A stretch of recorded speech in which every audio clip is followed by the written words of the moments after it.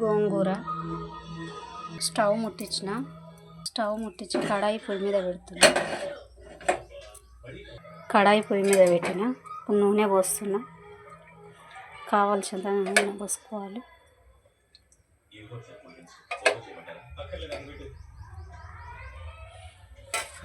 కొంచెం గోంగూర ఎక్కువనే ఉంది కదా, దానికి సరిపోయినంత 4 స్పూన్లు పోసిన. పచ్చిమిరపకాయలు వేస్తున్నాయి. ఇప్పుడు పచ్చిమిరపకాయలు వేసిన ఇది మంచిగా వేయాలి. పచ్చిమిరపకాయలు వేగుతున్నాయి, ఇంకొద్దిగా వేయాలి. ఇప్పుడు పసుపు వేస్తున్నా. గోంగూర కాబట్టి పసుపు జర మంచిగా ఉంటేనే కలర్ బాగుంటుంది.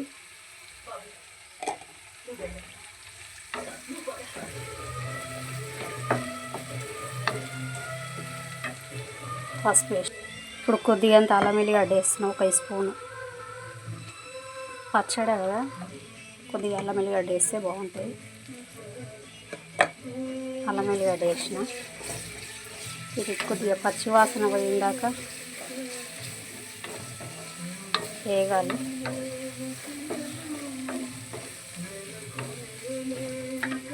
ఇది కొద్దిగా వేగాలి. 3 స్పూన్ల ఉప్పు వేస్తున్నా. పచ్చిమిరపకాయలు ఎక్కువనే ఉన్నాయి కదా, కానీ ఇది అయినంత ఉప్పు వేసి మంచిగా కలుపుతాము.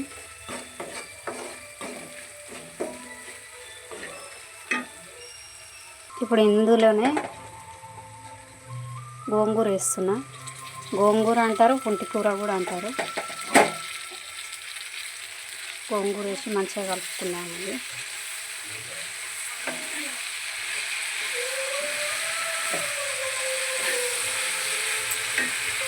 ఇప్పుడు చూద్దాము గోంగూర ఎంతవరకు వచ్చిందో. మంచిగా వేగుతుంది. నూనెలో మంచిగా మగ్గాలి.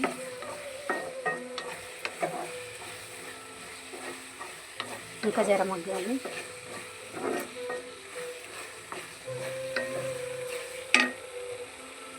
చూద్దాం గోంగూర మంచిగా నూనెలో మగ్గింది. ఇప్పుడు దగ్గరకు వచ్చేసింది. స్టవ్ బంద్ చేసేస్తా.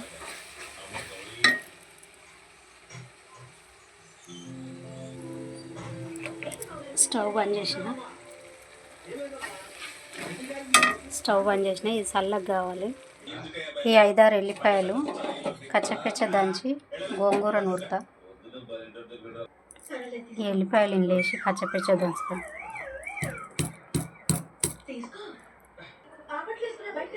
ఈ ఎల్లిపాయ మిక్సీలో ఫస్ట్ వేసేద్దాము, దాని తర్వాత గోంగూర వేస్తాం.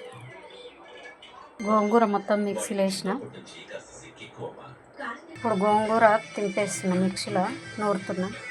మిక్సీ పట్టేసిన తాలింపు పెడతాయి.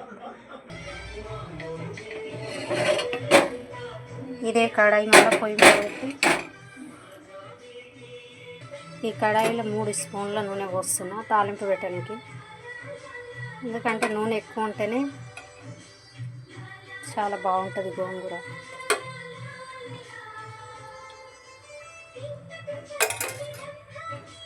నూనె పోసిన.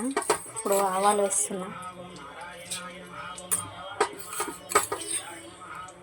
2 స్పూన్ల ఆవాలు, 1 స్పూను జీలకర్ర, 1.5 స్పూన్ జీలకర్ర వేసిన.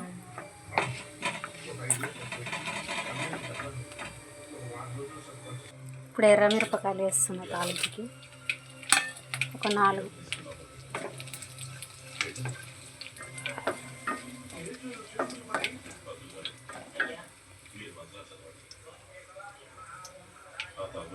కొద్దిగంత కరివేపాకు.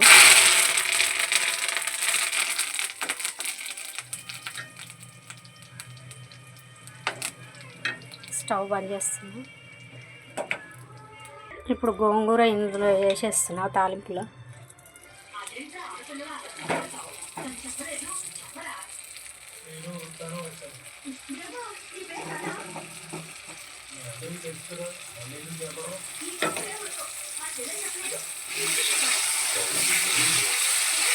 తాలింపు రెడీ.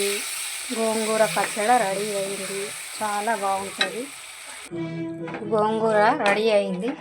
మీరు కూడా చేసుకోండి, చాలా బాగుంటుంది.